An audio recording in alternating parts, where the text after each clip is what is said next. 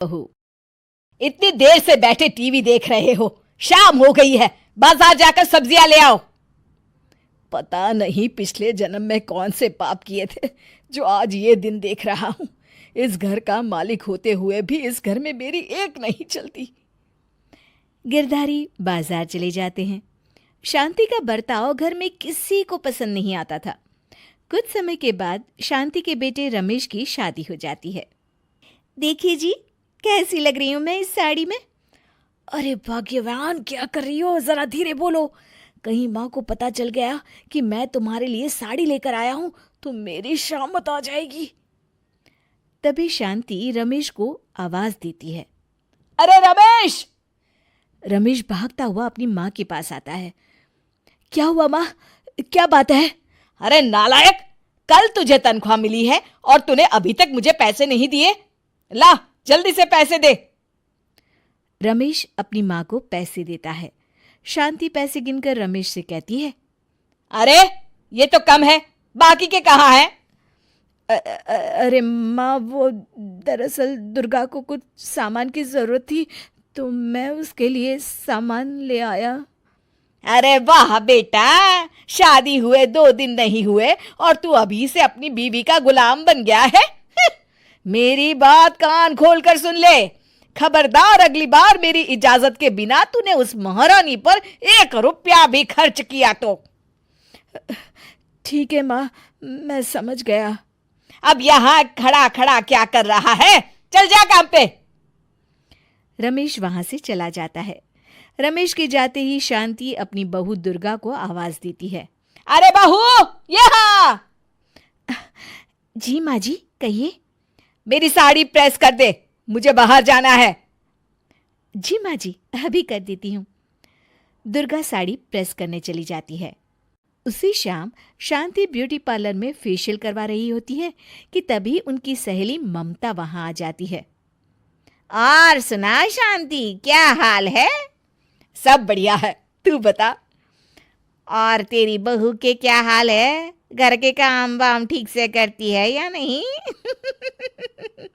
अरे करेगी कैसे नहीं, मेरे घर में किसी की मजाल है कि मेरा हुक्म ना माने। ये तो तू बिल्कुल सही बोल रही है, लेकिन आजकल की लड़कियों को तू नहीं जानती, बड़ी तेज होती है। कहीं ऐसा ना हो कि कुछ दिनों के बाद गंगा उल्टी बहने लगे। अच्छा, अब मैं चलती हूँ। ममता के वहां से जाते ही शांति सोच में पड़ जाती है। कहीं इसकी काली जबान सच ना हो जाए, मुझे कुछ करना होगा। अगली सुबह, अरे भाग्यवान, तुमने रामू को काम से निकाल दिया है क्या? तो और क्या करती, अब तो घर में बहू आ गई है, अब हमें नौकर की क्या जरूरत है? अब से घर का सारा काम हमारी बहू करेगी। पता नहीं भगवान ने तुम्हें किस मिट्टी का बनाया है जो तुम अपनी बहू को नौकरानी समझती हो। अरे बहू तो बेटी समान होती है जिसे घर की लक्ष्मी समझा जाता है। देखो जी, तुम मुझसे ज्यादा चपड़ चपड़ मत किया करो और अपना ये धार्मिक पुराण बंद करो। गिरधारी गुस्सा होकर वहां से चले जाते हैं। उनके जाते ही शांति अपनी बहू को आवाज देती है, अरे बहू, यहाँ। जी माँ जी। अरे बहू, आज से रामू काका काम पर नहीं आएंगे, इसलिए अब से तुझे घर के सारे काम करने पड़ेंगे।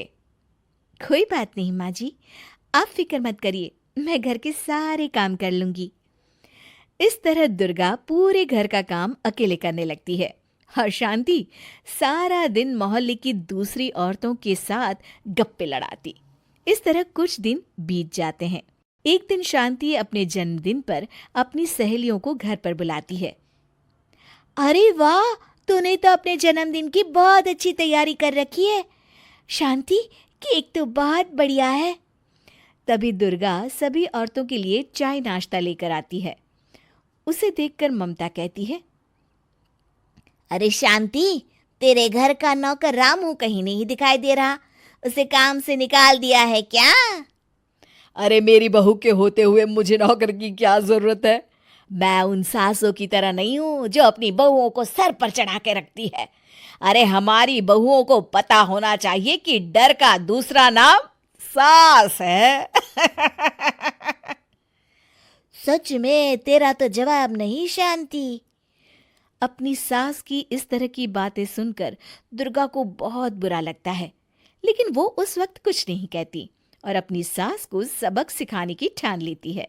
फिर एक दिन, अरे घर में कितना काम पड़ा है और तू महारानी की तरह अपने कमरे में आराम फरमा रही है। घर का काम कौन करेगा? माँ जी, आज मेरा काम करने का बिल्कुल भी मूड नहीं है। क्या मतलब मूड नहीं है तेरा?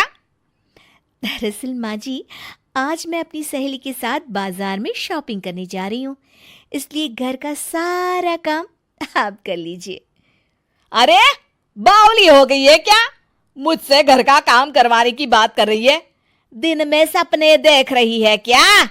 एक बात अपने कान में अच्छी तरह डाल ले लड़की, इस घर में मेरा राज चलता था, चलता है और चलता रहेगा। अरे माँ जी, मैं भी किसी का हुक्म मानकर दबाव में काम करने वालों में से नहीं हूँ, आप तो भूल ही जाइए। अरे तू कल की छोकरी मुझसे जबान लड़ा रही है? ठहर जा, मैं तुझे अभी बताती हूँ।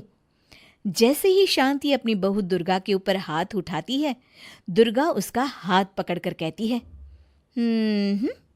ऐसी गलती कभी मत करिएगा माँ जी। मैं एक कराटे चैंपियन हूँ, एक बार में ईंट के 2 टुकड़े कर देती हूँ। फिर आपका हाथ तो गाजर की तरह नाजुक है, सोचिए इसका क्या हाल होगा। बात समझ में आई या समझाऊं? अपनी बहू का इतना खतरनाक रूप देखकर शांति बुरी तरह घबरा जाती है। तभी वहां रमेश आ जाता है।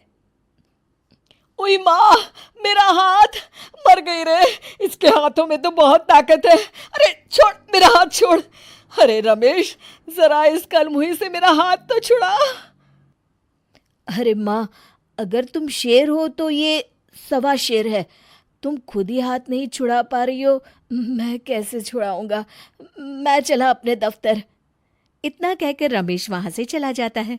शांति समझ जाती है कि उसका आत्मसमर्पण करना ही ठीक रहेगा। अरे बहू, भगवान के लिए मुझे छोड़ दे, मुझसे गलती हो गई। आपसे तू जैसा कहेगी इस घर में वही होगा। दुर्गा समझ जाती है कि उसकी सास को सबक मिल चुका है, वो उसे छोड़ देती है। उस दिन के बाद से शांति पूरी तरह सुधर जाती है और अगले दिन से चुपचाप भीगी बिल्ली बनकर घर का सारा काम करने में अपनी बहू का हाथ बटाने लगती है। शिक्षा: हमें हमेशा अपने परिवार के सभी सदस्यों को बराबर सम्मान देना चाहिए और सबके साथ मिलजुल कर रहना चाहिए।